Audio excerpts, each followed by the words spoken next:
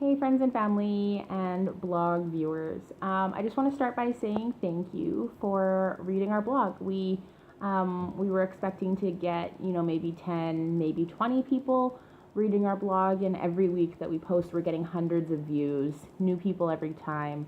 And so, yeah, we're just really excited that people want to stay in touch with us. And so we would love to hear from you as well. From wherever it is that you are watching our adventure and keeping up with our journey.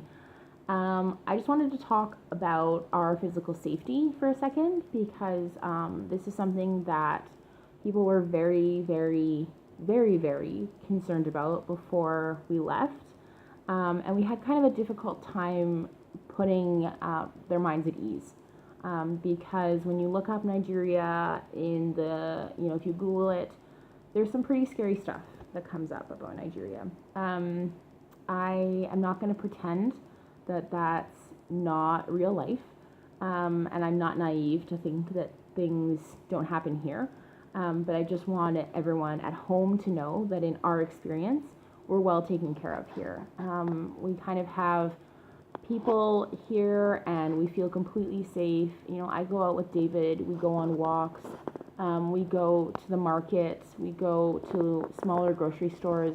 I've gone on hour-long walks all through the city with him, and people are kind. And just today, I stopped by a stand and I was buying some fruit, and this boy, he was probably about 15 or 16, was there just watching the stand.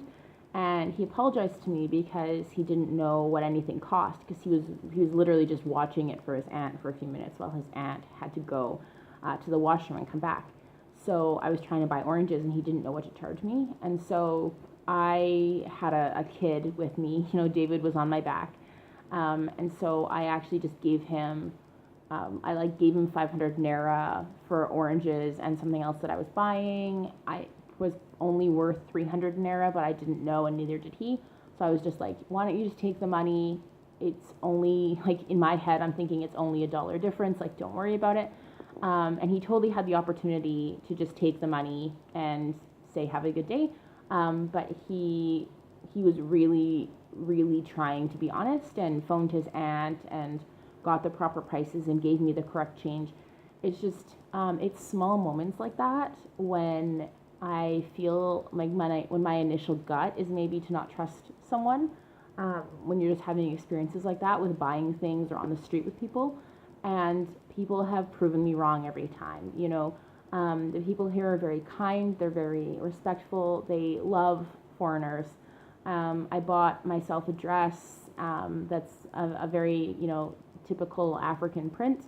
And I had a few people come up to me and say that they were just excited that I was excited to be here. And when people find out we're volunteers, it's even more exciting for them. So that being said, we are encouraged, or I guess discouraged, from going out at night until we have kind of a firm grasp on the city. You kind of, have a path, how to get home really easily, things like that. Because, in any big city, things can still happen. And so that is something. I've personally gone out in the dark, in the late evening, with another one of the volunteers to go get food, and I felt completely safe walking through there. I have a pretty high risk tolerance though, so someone else might not feel the same way in my shoes, but I felt completely comfortable.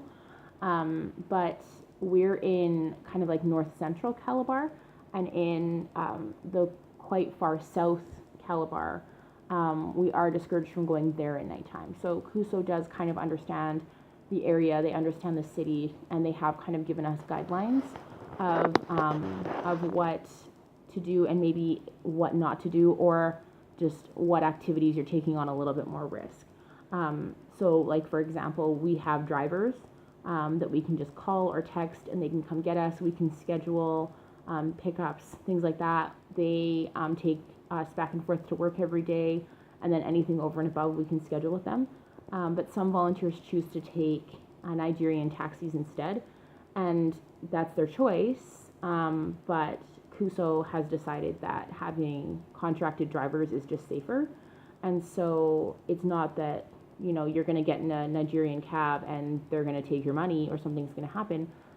But it's just an extra risk you're taking on. So yeah, I guess I just wanted to make a quick video and let you guys know that Kuso's an awesome organization. They're taking really good care of us. The people here in Nigeria are wonderful. And we're just really happy here, to be honest. My routine's not that different than when I was in Canada. I'm doing a lot of the same things that I did back home. So, yeah, we're happy, we're healthy, and yeah, so just if there's any specific questions that you guys have about our health or our safety, I'm so happy to answer them.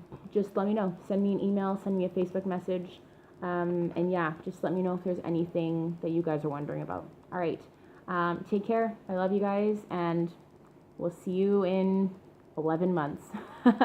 Bye. Love you guys.